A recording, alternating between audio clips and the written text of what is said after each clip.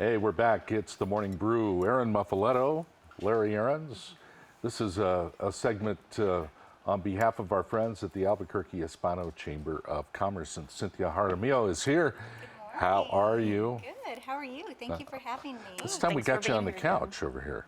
Very comfortable. Thank you. I feel cozy here. Yeah.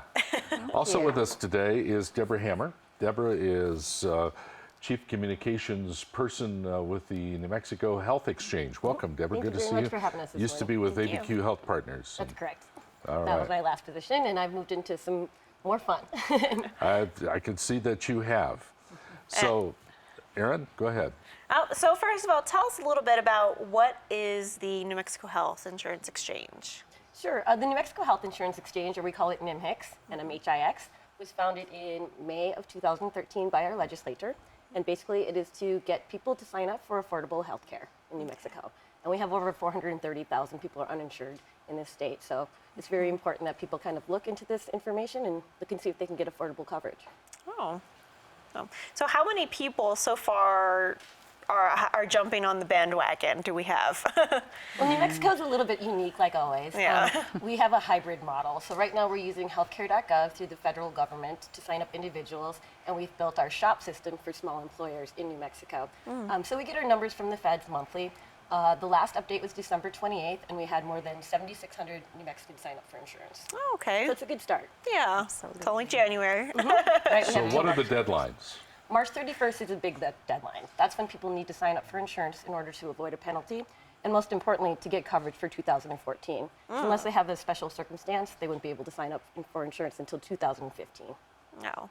Now, I have to address this. There's been some kind of issues with signing up online and being unable to sign up. Have all those issues been resolved now? Is it easier to do this now? Yeah, absolutely. Okay. It was a slow start through October and November, but December we've seen the enrollment climb because people have really been able to sign up. And there's a few glitches here and there, Yeah. but you work with your healthcare guide or a broker, and you'll be able to get signed up. Okay.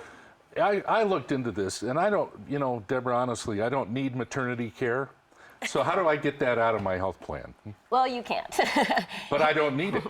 Well, the thing is, you have to have a qualifying health plan. That means that people don't pick and choose because you never know what you're going to need in the future. You know you don't need maternity care. I know Right. that. But Obviously. the thing is, you can't be discriminated for having a pre-existing condition for your gender. Usually women had to pay more money for health insurance plans. This way, we're spreading the risk and making sure that the plans are good for everyone. Can I give my maternity care to somebody else? Well, you basically are by having it in your plan. It doesn't make sense to me. It really, that's why I'm resisting this. A lot of it doesn't make sense. It goes against your common sense gene, and that's where I'm having problems with some of this. What are you saying to people like me? Well, we're saying that we think it's really important for everybody to have health care. We believe that, well, it's the law, first of all, and really spreading that risk, making sure that people have that coverage, all-encompassing coverage is important, including preventative health services, which are free, and that, again, people don't know what they're going to need in the future. So by giving everybody the same coverage and helping pay for that coverage, that's why we have this law in place. Okay. Now, you guys are working together. You're working with the Hispano Chamber. Now, tell us a little bit about what's happening with the Chamber. Sure. Well, we've partnered with the New Mexico Health Insurance Exchange to help get the word out, educate individuals, small businesses on their options. We feel an obligation to the community to educate them and help them, assist them through the process. Larry, like you mentioned, it's very confusing, and we have stepped in to try and help with that confusion. We have professional brokers that will be at the Chamber every Thursday, hopefully on Tuesdays as well, professional brokers and healthcare guides to help people through the process. Okay. Now, we have a little video that we brought, so let's check that out real quick. We have a variety of different backgrounds. We have healthcare guides in very rural communities, so they may have worked in the clinic for many years in a lot of different capacities, have a lot of different experiences related to getting coverage for people in their communities. Some of them have 4-year degrees, some of them have community organization experiences. Some are what's known as community health workers, lay people that have come to learn the business of healthcare through their work and working with families in our communities. There's people that are in billing departments, so they're used to working with financial information and assessing people's financial needs for the families. So just a big variety of background in our folks. When I do community service work, I look at it from a public service viewpoint. In my past, I have worked for the fire department as a firefighter and as an EMT. I was locally a police officer as well. So coming back to basically some roots in the healthcare was one of the things that I thought would be beneficial for myself and also for our community. And that's what I strive to do each and every day. Right. Yeah. So Go ahead, Erin. I just had a quick question. So are all businesses required to take part in this, or is it optional? How does that work?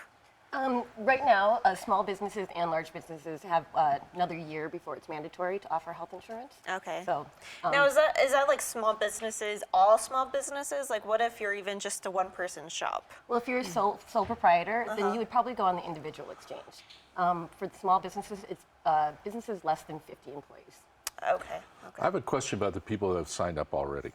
And January 1st, everything kicked in, right?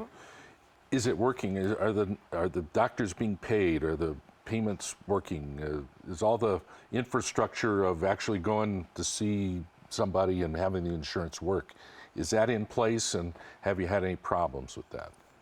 For the most part, most people are, excuse me, have their insurance in place for January 1st. Right. We've asked people to call up their carriers to verify and make sure that they get their ID cards. Of course, there's some glitches, with the back end from November and Right. October. But we're working with those people individually if they have any problems. Right. Okay.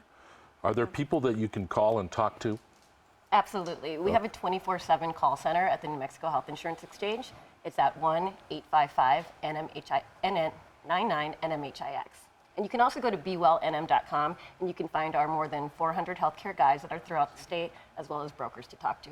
Okay, and that January 30th date is the workshop, so if people want to learn more about it. So tell us a little bit about all the details for that. Where is it going to be and times? Sure. We're hosting individual workshops January 30th. That's this Thursday. People could call the Albuquerque Hispano Chamber to register. We're hosting 3 workshops starting at 9 a.m. Workshops will be 2 hours. We will also schedule individual appointments with brokers and healthcare guides. If individuals need a little more assistance, they have more questions, we will schedule one-on-one appointments at that time. Okay. Great. All right, there you go. Well, this won't be the last time we talk about this, No. I'm sure. No. So, Deborah, we invite you back anytime, and you're always welcome here on the Morning Brew, okay? Appreciate it. Thank you. Thank you. So we'll see you next time, of course. We'll see you next Very time. good. Thank All you. right, that's our segment for our friends at the Albuquerque Hispano Chamber. We'll be back with more on the Morning Brew in just a moment. I want to thank you for watching, and we'll be right back.